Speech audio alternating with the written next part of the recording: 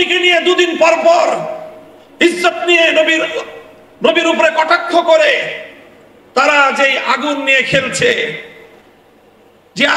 খেলছে, এই নূপুর শর্মার এই অপকর্ম শেষ হবার আগেই রামজি মহারাজ এবং নীতিশ রানে তারা এভাবে একের পর এক আল্লাহর নবীকে কটাক্ষ করে আসলে মূলত তারা ভারতবর্ষ জুড়ে যুদ্ধের দামামা বাজাতে চায়। ওরা আমাদেরকে উস্কানি দিচ্ছে, যদি মুসলমান তোমরা তোমাদের নবীকে ভালোবেসে থাকো তাহলে আসো, তোমাদের সঙ্গে আমরা যুদ্ধ করব, তোমাদের সঙ্গে আমরা লড়াই করব। আলহামদুলিল্লাহ, আমাদের স্বাধীন ভারতের বাইরে, ইন্ডিয়ার বাইরের অন্য স্বাধীন মুসলিম দেশগুলোর কথা তো পড়ে, খোদ ভারতে মুম্বাই অভিমুখে লাখো নবী প্রেমিক জনতার লং মার্চ আজকে গোটা ভারতকে থরথর করে কাঁপিয়ে দিয়েছে। আমরা ভারতের মুসলমান দেশকে অভয় দিতে চাই, তাদেরকে সহমর্মিতা জানিয়ে বলতে চাই, যদি নরেন্দ্র মোদীরা হিন্দুত্ববাদ প্রতিষ্ঠার জন্য আমার নবীকে বারবার আঘাত করতে চায়, আমরা এই উপমহাদেশের প্রায় 100 কোটি মুসলমান ভারতকে খান করার জন্য যা করতে হয় তাই করব। আমরা যদি কথা বলা শুরু করি, বাংলাদেশে আমাদেরকে মোকাবেলা করা এতটা সহজ হবে না, কারণ আমরা যতটা সহজে আল্লাহর দ্বীনের জন্য রক্ত দিতে পারি আর কেউ এতটা সহজে রক্ত দিতে পারে না। আমরা রক্ত দিয়ে শাপলা চত্বর রঞ্জিত করেছি, আমরা রক্ত দিয়ে হাটহাজারী রঞ্জিত করেছি, আমরা রক্ত দিয়ে শহীদ বানিয়ে তৈরি করেছি। টেকনাফ থেকে তেতুলিয়া আমরা যে পরিমাণ রক্ত দিয়েছি, ফ্যাসিবাদের মোকাবেলায় আর কেউ এতটা রক্ত দেয় নাই।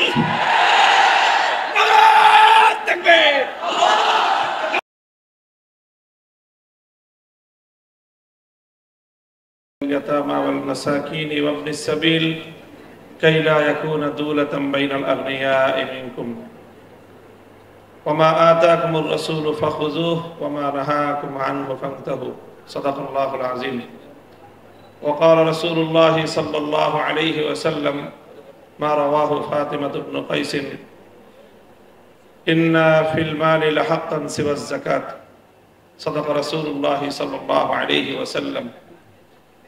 রহমতুল্লিল আলামিন ফাউন্ডেশনের উদ্যোগে আয়োজিত আজকের এই রহমতুল্লিল আলামিন কনফারেন্সের উপস্থিত সম্মানিত সভাপতি, বিদগ্ধ আলেমে দ্বীন মুহতারাম হযরত মাওলানা মুফতি সাখাওয়াত হোসেন রাজি হাফিজাহুল্লাহ, উপস্থিত বাংলাদেশের শীর্ষস্থানীয় আলেমে দ্বীন হযরত পীর সাহেব মধুপুর আব্দুল হামিদ হাফিজাহুল্লাহ, উপস্থিত রয়েছেন দেশের বরেণ্য অন্যান্য উলামায়ে কেরাম এবং আমার প্রাণ প্রিয় ছাত্র বন্ধুগণ, রাসূল আকরাম সাল্লাল্লাহু আলাইহি ওয়াসাল্লামের আশিক উম্মতেরা,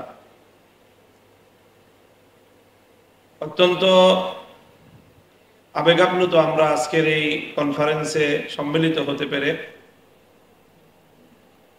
এর আগের কনফারেন্সটি শেষ মুহূর্তে যখন বানচাল করে দেয়া হয়, সেই ঘটনার সাথে কিছু হৃদয় বিদারক স্মৃতি আমিও বহন করে চলেছি।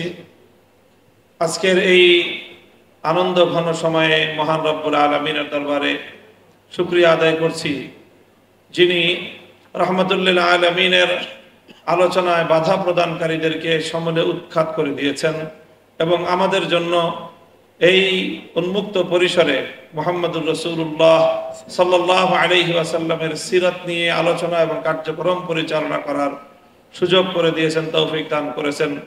আল্লাহুম্মা লাকাল হামদু ওয়া লাকাশ শুকর। রহমতুল্লিল আলামিন ফাউন্ডেশন সমাজে নবীজির সিরাত চর্চাকে ব্যাপকতর করার বহুমুখী উদ্যোগ নিয়ে প্রতিষ্ঠিত একটি ফাউন্ডেশন এবং একটি সংস্থা।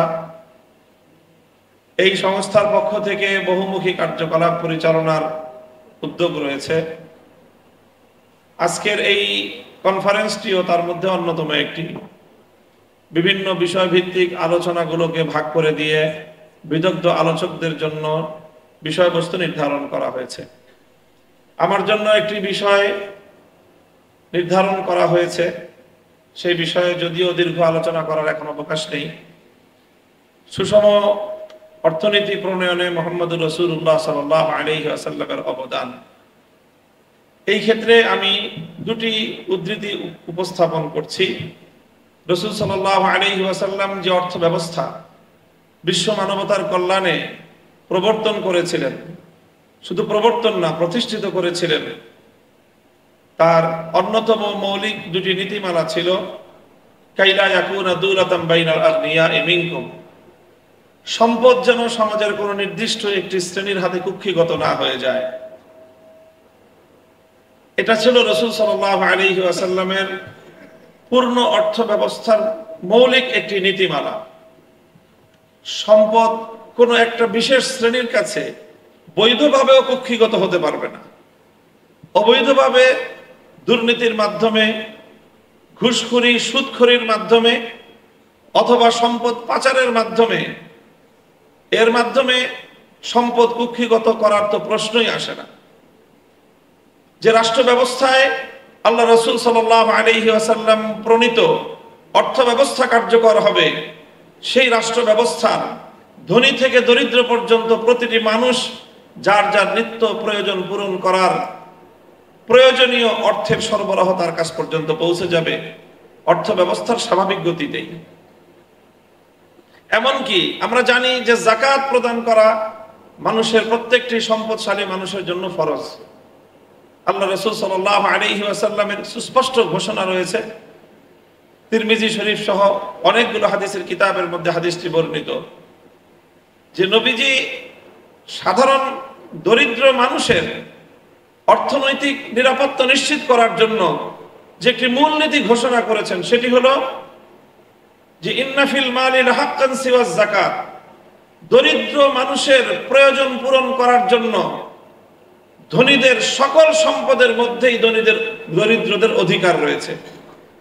দরিদ্র কোনো মানুষ যদি তার জীবন মরণের সংকট দেখা দেয়, তার জীবন বাঁচানোর প্রশ্ন চলে আসে, তার সন্তানের জীবন বাঁচানোর প্রশ্ন চলে আসে, তাহলে ধনী শুধুমাত্র যাকাত দিয়ে ক্ষান্ত থাকতে পারবে না, বরং এলাকার ধনীদের সকল সম্পত্তিগুলো দরিদ্রদের জীবন বাঁচানো পরিমাণ প্রয়োজন পূরণ করার জন্য সকল সম্পদ প্রয়োজনে বাজেয়াপ্ত হয়ে সকল দরিদ্রের মধ্যে বণ্টিত হবে।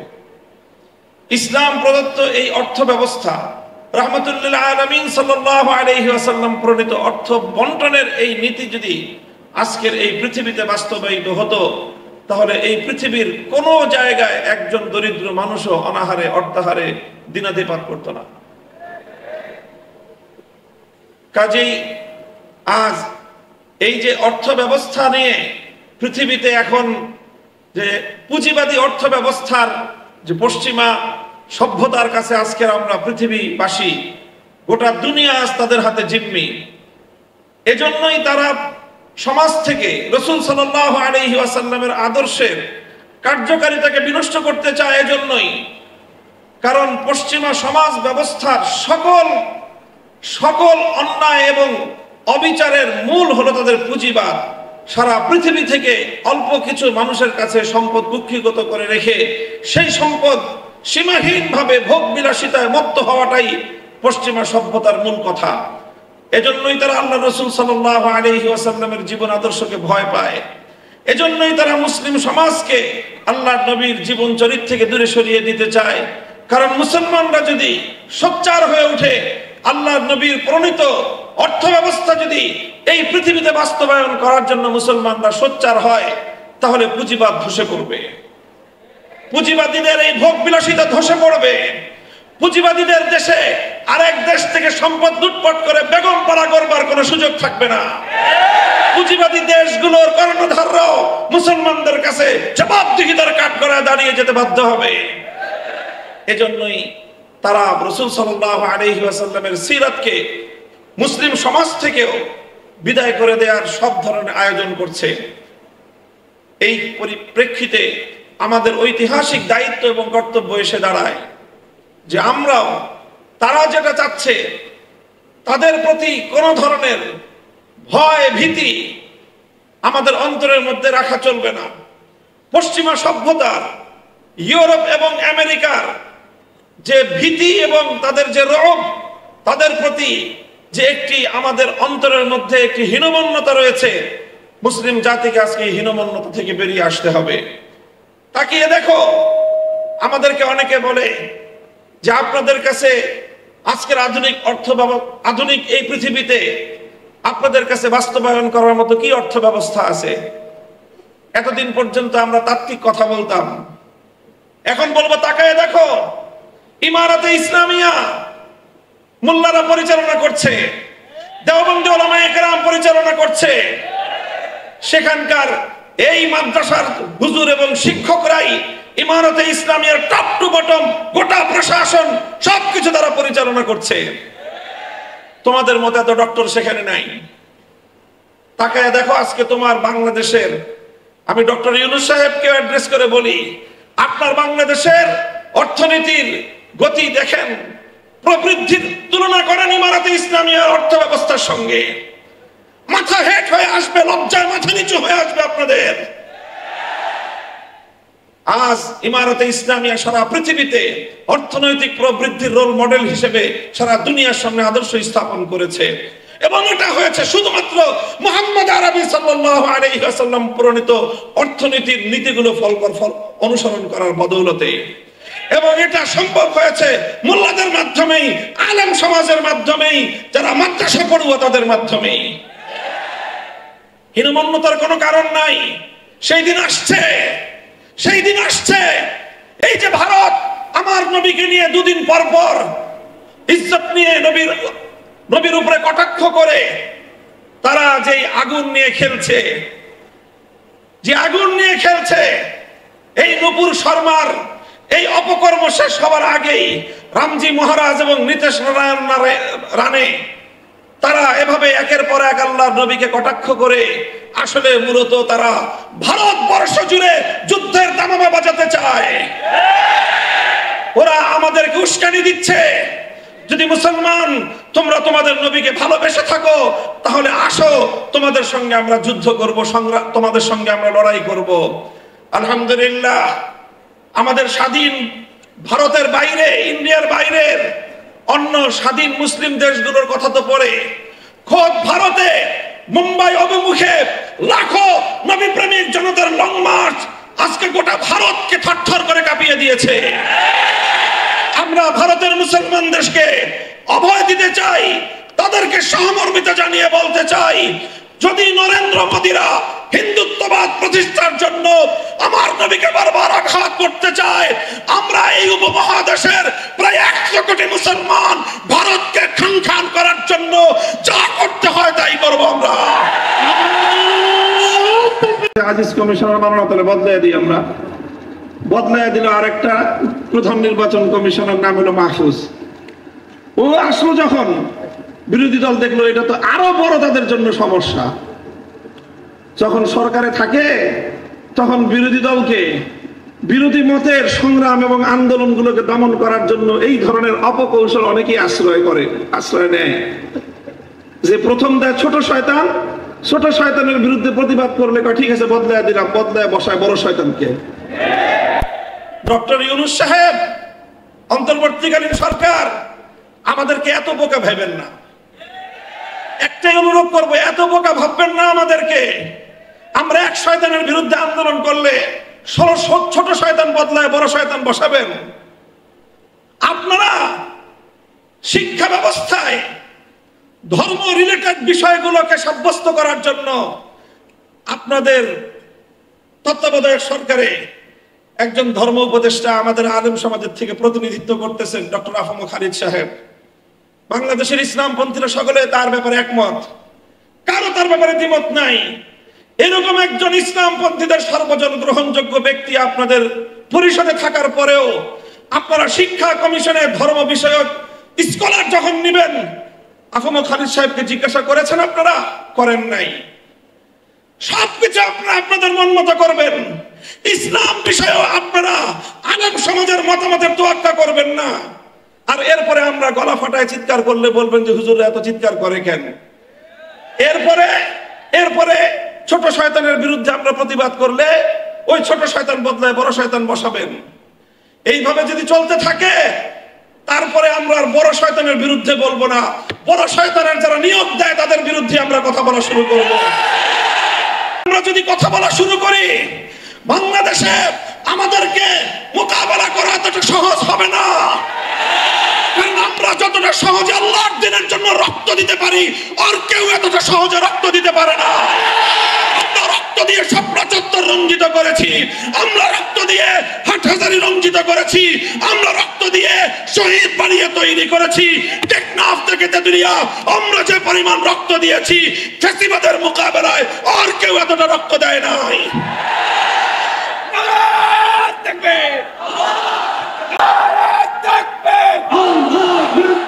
ইসলামের শত্রুরা, মুসলমানের শত্রুরা,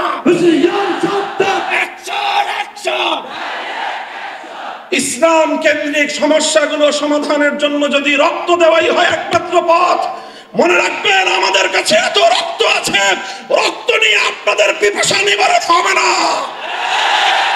আমরা বহু রক্ত দিতে পারবো, আপনারা সে রক্ত পান করে শেষ করতে পারবেন না। আমার নবীর ইজ্জত, ইসলামের গৌরব, ইসলামের মর্যাদা আমাদের কাছে এতটাই মূল্যবান, আমি এবং আমার সন্তানরা সহ আমরা রক্ত দিতে প্রস্তুত, ইসলামের প্রশ্নে আপোষ করতে প্রস্তুত না।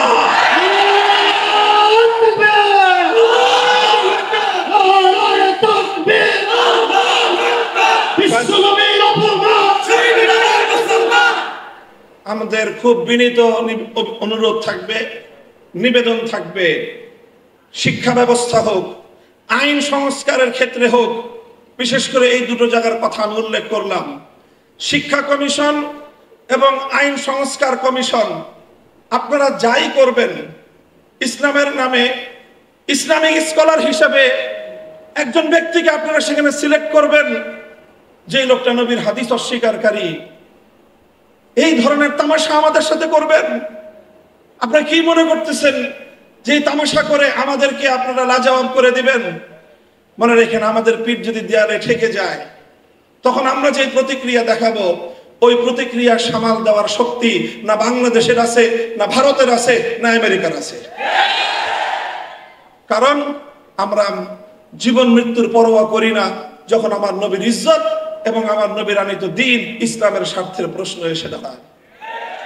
আবার আপনাদেরকে খুব শান্ত নম্র ভাষায় পরামর্শ দিচ্ছি, ধর্ম রিলেটেড যে কোনো সমস্যাগুলোর সমাধান আপনাদের মন মতো করলে হবে না। আপনাদের মাঝে আমাদের প্রতিনিধি আফম খালিদ হোসেন সাহেব আছেন, ওনার কাছ থেকে প্রত্যেকটি ধর্মীয় বিষয়ে পরামর্শ নিয়ে আলেম সমাজ রয়েছে, হেফাজতে ইসলাম রয়েছে, অন্যান্য ইসলামিক মহলগুলো রয়েছে, তাদের কাছ থেকে জিজ্ঞাসা করেন। আহলে হাদিসরা আছেন, এদেশে সুন্নিরা আছেন, দেওবন্দিরা আছেন, আমরা সকলেই ইসলামের মৌলিক প্রশ্নে কিন্তু একমত। এই অজুহাত দেখাতে পারবেন না যে হুজুর এই তো 14 রকম কথা বলে। হাদিস ইনকারের বিষয়ে আমাদের সকলের বক্তব্য এক। আপনারা যে আইনগুলো সংস্কার করেছেন, সেই আইনগুলো সংস্কারের প্রস্তাবনার বিরুদ্ধে সমস্ত হুজুররা একমত। কাজেই খুব বিনীত অনুরোধ করে বলতেছি, আমরা অনেক দিন ধরে আন্দোলন করে জেল খেটে রক্ত দিয়ে ক্লান্ত, আমাদেরকে খুব তাড়াতাড়ি আবার মাঠে নামতে বাধ্য করেন না। আপনারাও ভালো থাকেন, আমাদেরকেও কিছুদিন বিশ্রাম নিতে দেন। যদি আমাদেরকে বিশ্রাম দিতে আপনাদের খুব খারাপ লাগে, তাহলে ইনশাআল্লাহ শাপলা চত্বরে আমি আপনাদেরকে দাওয়াত দিব।